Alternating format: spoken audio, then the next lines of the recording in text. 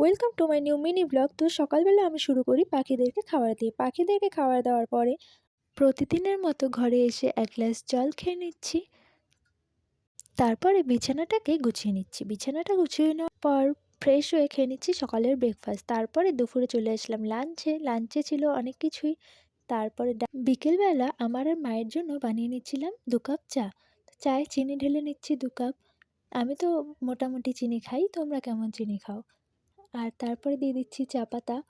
চা পাতা আমার একটু কড়াই ভালো লাগে। লাল চা করছিলাম যেহেতু, তাই একটু বেশিই চা পাতা দিয়েছি। তো চাটা ততক্ষণে ফুটে যাক।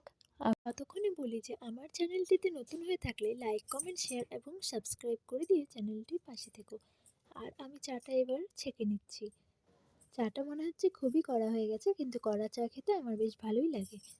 তারপরে আমি বিস্কুট ডুবিয়ে খেয়ে নিচ্ছিলাম চা। আর চা খেতে খেতে টিভির দিকে একটু চোখ বুলিয়ে নিচ্ছিলাম। আমি তো টিভি খুব কম দেখি, তাও চা খেতে খেতে টিভি দেখতে ভালোই লাগে। তার কিছুক্ষণ পরে অর্থাৎ রাত্রের দিকে আমি করে নিচ্ছিলাম একটু আর্ট। যেহেতু অনেক বছর আগে আর্ট ছেড়ে দিয়েছি, তাই হাতটা কাঁপছিল।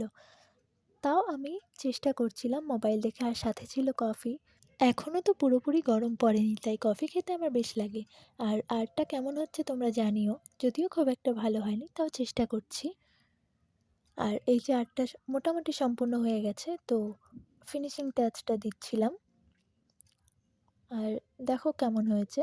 এটা হলো ফাইনাল লুক। নিচ্ছিলাম ডিনারে ছিল ডাল, স্যালাড, 2 রকমের ভাজা আর ফুলকপি। Thanks for watching.